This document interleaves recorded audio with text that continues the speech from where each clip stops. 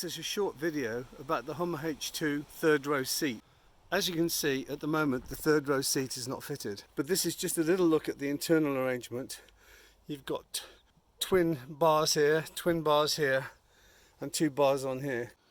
The third row seat is quite heavy and bulky. If you take a look at the weight, you can see that it weighs roughly 20.3 kilograms. The seat itself on the back has 4 levers. 1, 2, 3, 4. Now there are cables that go to some of these catches. So we've got a cable here and a cable here. We'll look at those a bit later. But first of all, I'll just install the seat. The first part is you have rollers on the bottom, so we can roll the seat into the little recesses in the floor. When you lift the seat up, this lever engages and disengages the clamps that hold it in place. On the right hand side you've got that, and on the left hand side you've got that. So that's installed the seat at a kind of, 75-degree angle. To lower the seat, you pull this lever here, and then the seat can come down. When it comes down, it engages with these bars at the back, like that. So then you have lever 1 and lever 2. If you operate lever 1 and pull on the seat comes up to the upright position and locks into place. Put the seat down, you operate lever 1, push on the seat, it collapses. To lift the seat up, you pull lever 2 and up comes the seat. These rear locking mechanisms are pressed fit. There's no screws in them, nothing to take apart. This little catch at the back is just a lever that stops. You can see it just blocks that from lowering the seat down. The key, I think, is to try and find out what these two cables actually do and where they go. Right, just to recap, this lever here goes in around this cable in a loop, round, and then up inside there, and I think connects to that lever there. It may be like a lockout on that lever. And similarly, this one here goes around in a loop straight up. You cannot move that lever 1 with the seat in this position. So I'm just going to put back my upholstery. On the right hand side you can see the two cables are just going up inside.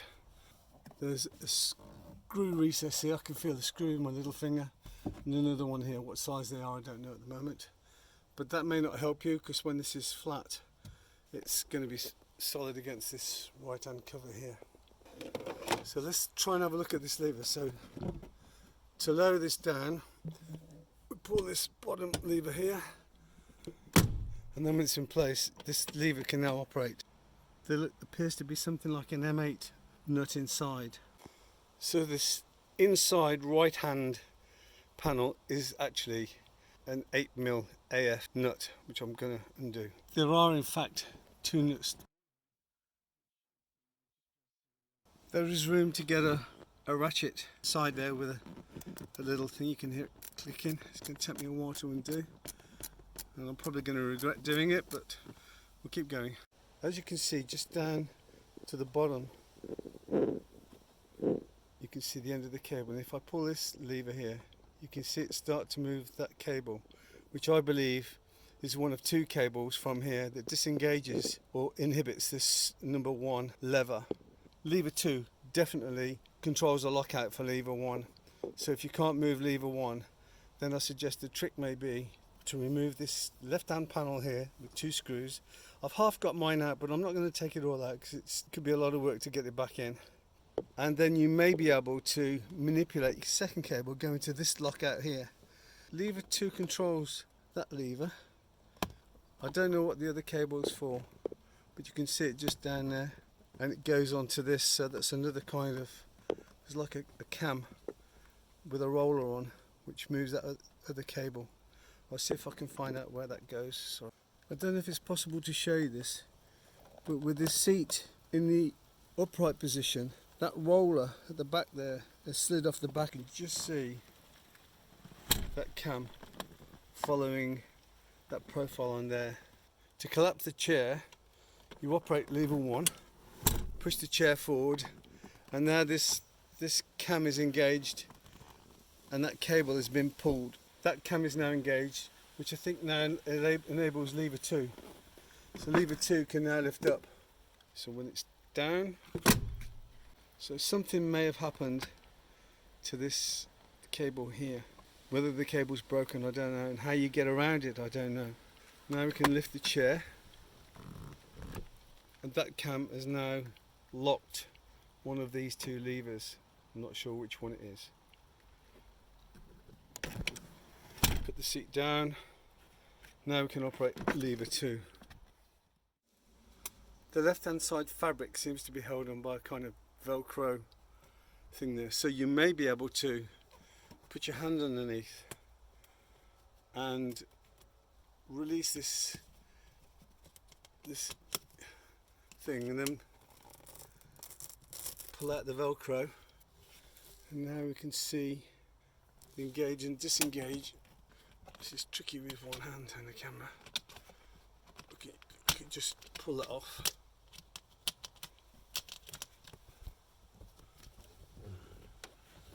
And now we can see the entire mechanism. You can just see the end of the cable going into the lug of the right hand catch. So this right hand catch goes to the bottom one here, which I believe enables this lever. The cam on this one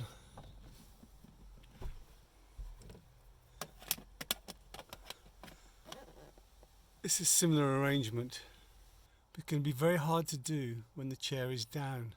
But at least you can get to this side, I think, by taking those screws out that I said, and then somehow you can release these cables. Just for reference, there are 4 bolts holding in this left hand clamp. Now I don't know if you can get at those. Let me just see if I can access those bolts with this chair in its lower position. It is a 13mm AF ratchet. I can certainly get to these end 2. I can also get to this bolt here, and just to confirm, I can also get a wrench on the rear left hand side, but that's going to be the same for both sides, I would think, but I got a feeling it's the left hand one that controls the problem. Just to confirm, this locking mechanism does go to the one that's on the cam follower on the top there. So by taking this cover off and just looking to see if that cable is slack or not, and by pulling on that cable there, I can feel it pulling on this side here. So this one goes to the top on that one. This one stops lever 1 from coming up. That's how that works. To put these upholstery back, you put the lower one first, and then you slide the other one, and it kind of loops back on itself. There we go, that one's there. Same with this one, you put that one in, slide this back, and then clip into place. So just to recap on the back, there's a cable from lever 2 to lever 1 at the bottom here, which controls whether lever 1 can move or not. So when it's in the lock position, lever 2 stops lever 1 from lifting up. With the seat down, right, and you can tell that lever 2 is down because it's like touching the carpet, you can then operate lever 1. When lever 1 operates, there's a cable that runs from here to this side, which stops that from being released. So that's the way that works. To disengage the seat, you pull this cable here. Once you've disengaged it, you can then pull the seat out, and that's how the rear third row seat in the Hummer works.